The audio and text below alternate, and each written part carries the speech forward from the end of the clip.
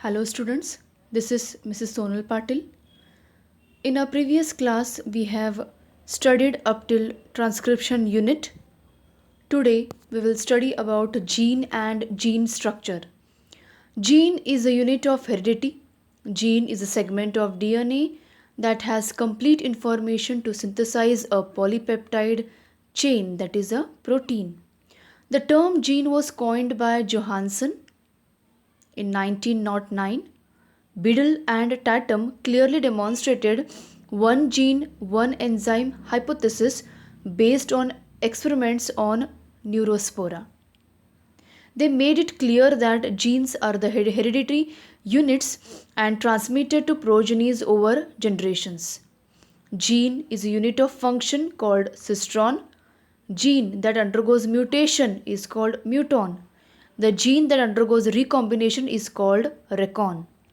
And the gene that undergoes replication is called replicon. Seymour-Benzer proposed cistron, muton and recon terms. So remember, gene is unit of cistron. It undergoes mutation, that is muton. It undergoes recombination called as recon, and it undergoes replication called replicon. Now, there is a difference between the prokaryotic gene and an eukaryotic gene. Let us study first about the prokaryotic gene. Prokaryotic gene is mostly continuous open reading frames, though they are, as they have no interruption or misprints. In prokaryotes, entire gene is transcribed into mRNA. Such mRNA is called polycistronic mRNA. Since the entire gene is transcribed, here the RNA is called polycistronic mRNA. Prokaryotic genes code for many proteins during protein synthesis, hence they are polycistronic. Since they are coding for many proteins at a time, they are called as polycistronic. Whereas eukaryotic gene, in these eukaryotes, there is no collinearity between the gene and the protein it codes. The DNA which functions as a gene in a eukaryotic cell has two types of segments, namely exons and introns. So eukaryotic gene is having exons and introns. Let us see what are these exons and introns. The exons are the segments of DNA which have the information to synthesize protein, which are the coding sequences, whereas introns are the segments of DNA which have no information to synthesize proteins, which are non-coding sequences. Thus, the genes of eukaryotes are called split genes or interrupted genes. Eukaryotic gene is split into several discrete segments called exons and introns.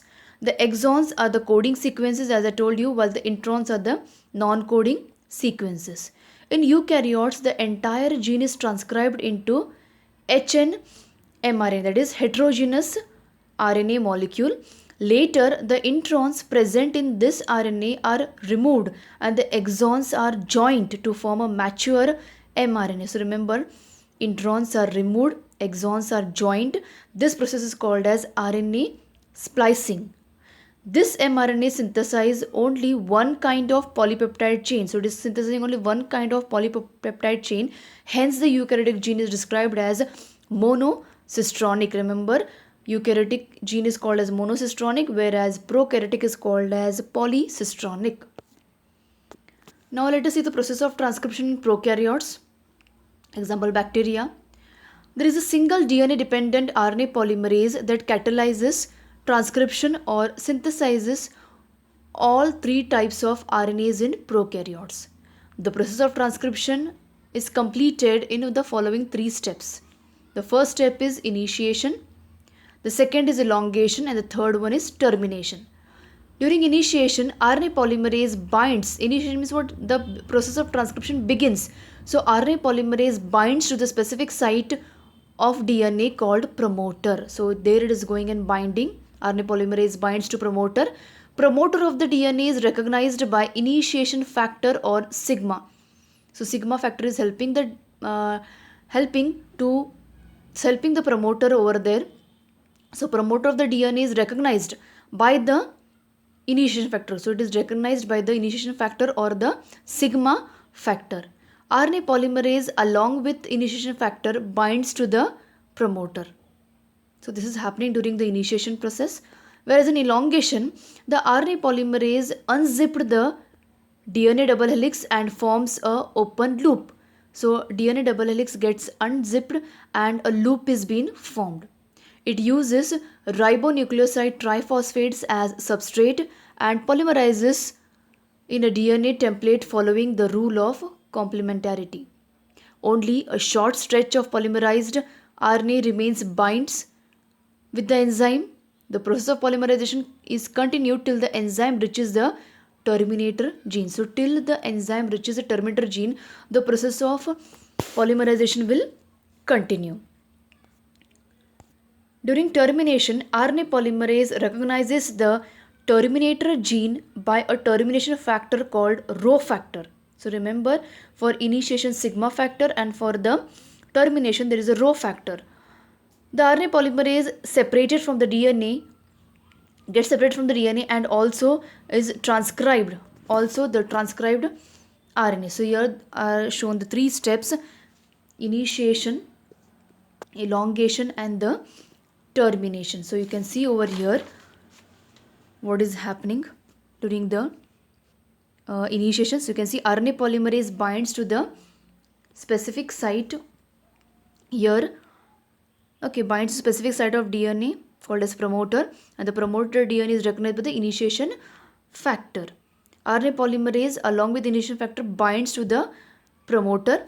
Okay, then the third step, in the second step, elongation, what is happening? RNA polymerase is what it does, it unzipped the DNA double helix to form a loop. So loop is been formed over here, fine, and then it uses ribonucleoside triphosphates as substrate and polymerizes the DNA template.